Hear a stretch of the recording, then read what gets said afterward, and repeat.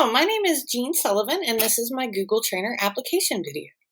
I have a BA in psychology from UNC Charlotte and my Google Educator 1 and 2 certifications.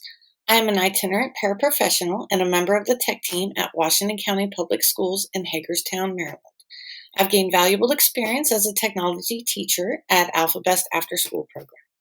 The purpose of technology is to make life easier, so I'll share some of the projects I've done using the Google Workspace for Education suite in my Bitmoji classroom. This is a HyperDoc lesson I put together on artificial intelligence for my AI class. As you can see, it is easy to follow. Links are clear. I've included videos and instructions on the project. This is the Google Classroom I set up for robots and the ELA block over our summer tutoring program. And this is a lesson on writing high-frequency words with Ozobot. Hello! Today I'm going to show you how to use the speech-to-text feature or voice typing on Google Docs. You're going to start by going to your search bar, typing docs.google.com. Then you're going to wait for the Docs site to populate.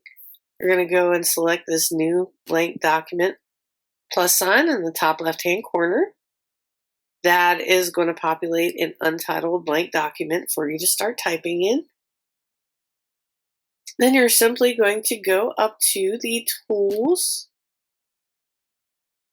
bar right here. And you are going to select Tools. And you're going to scroll down to Voice Typing. That's going to bring up this little microphone box in the top left-hand corner. And when you're ready to start, you just want to click on that. You can stop it the same way. It's very user-friendly. All right, so I'm going to start. Google Voice Typing, or speech-to-text feature, provides equitable access for students with dyslexia, dysgraphia, ocular, orthopedic, and auditory processing issues. It is a game changer for students with speech and language delays.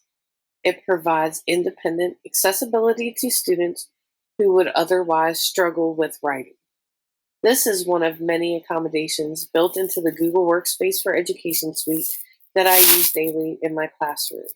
Thank you for watching.